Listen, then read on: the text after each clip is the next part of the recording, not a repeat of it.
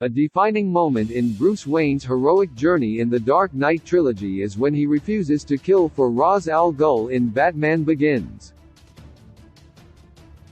If Bruce had sided with Ra's and fully joined the League of Shadows, however, Christopher Nolan's uplifting take on the Batman mythos would instead become a far gloomier alternate story for the iconic superhero. Among Batman's defining characteristics are his rule against killing and undying faith in the fundamental goodness of the majority of Gotham City's citizenry. In this hypothetical alternative scenario, Bruce gives in to his need for revenge and turns against Gotham, choosing to kill his enemies and destroy the city so that its rampant corruption would finally be extinguished. As shown in The Dark Knight and The Dark Knight Rises, there are other adversaries who would further complicate this alternate Dark Knight trilogy as well.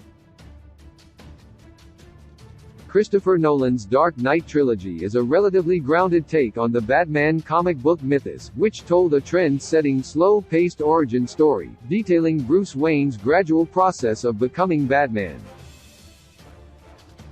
Not only does the film explain Bruce Wayne's fantastic gadgetry, but it also details his internal process of crafting the Batman persona, wishing to become a symbol in the minds of Gotham's citizens rather than remain a vulnerable man, using his fears against the city's criminal element. Bruce's journey towards heroism was not perfect, however, as he nearly murdered Joe Chill to avenge his parents. Bruce ultimately established his no-kill rule when tasked by Ra's al Ghul with executing a criminal, which he refused. In this alternate scenario, Bruce Wayne obeys Ra's al Ghul and executes a helpless person. Despite his love for his home city, he agrees that Gotham is overrun by corruption and must be subject to a catastrophe as punishment. This wouldn't be the end of Bruce's now villainous journey, however, as he'd still have to contend with rebuilding a better Gotham and the eventual appearance of threats like the Joker and any mobsters who survived Gotham's destruction. Complicating matters more would be the resurgence of Talia al Ghul and Bane. The Dark Knight trilogy would tell a grim story of a Bruce Wayne who almost became a superhero but instead chose to become a monster and the greatest enemy of his home city.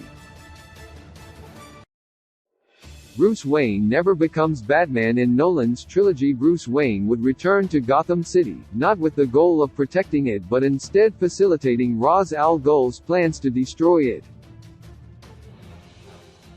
This would prevent the Batman persona from ever existing, as Bruce would simply appear as an anonymous ninja of the League of Shadows during his sinister nocturnal activities.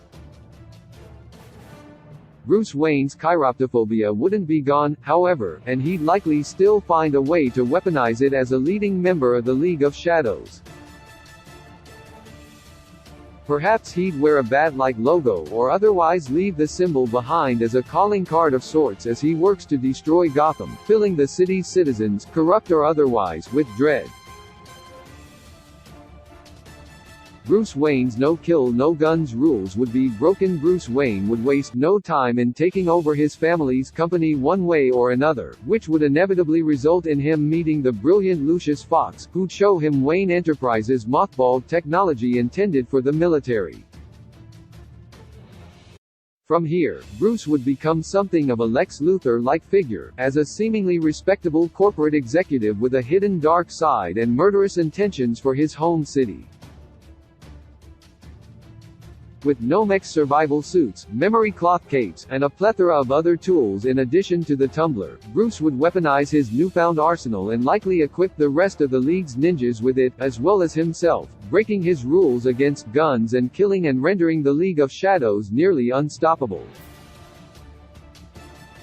Scarecrow's plan to destroy Gotham would have succeeded in this alternate Batman Begins. Jonathan Crane,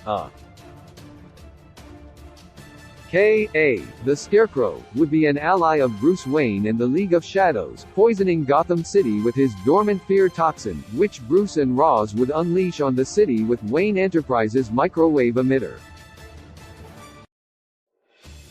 The city would be overcome by panic and much of the population would be dead or permanently brain damaged, though Bruce would surely ensure the safety of those he cares about most.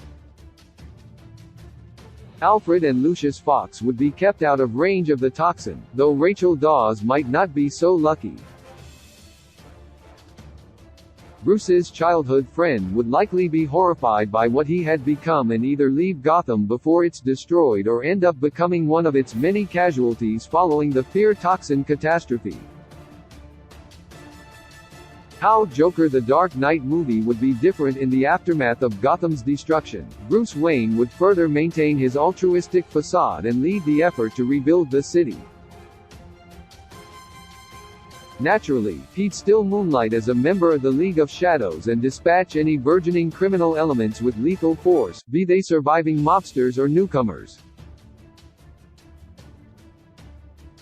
One criminal, however, would prove challenging to even Bruce Wayne and Ra's al Ghul.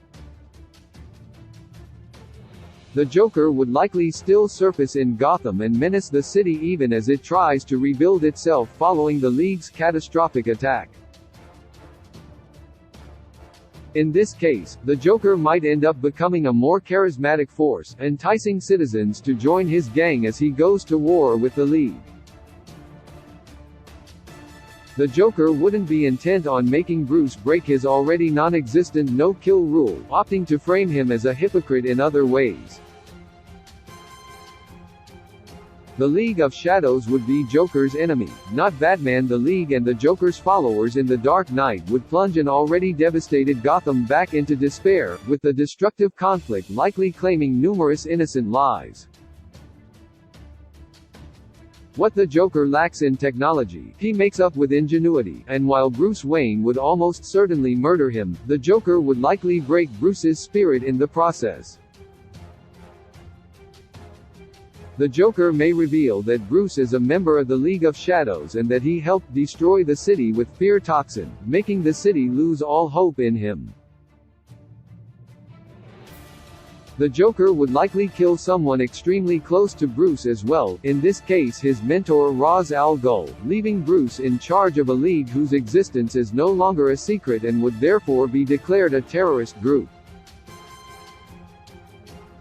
How Talia Bane's plans for Gotham would have changed. Bruce would soon be besieged by new enemies, Talia al Ghul and Bane, who'd see Bruce's failure and Ra's al Ghul's death as an opportunity to take over the League of Shadows and continue the work of Talia's father.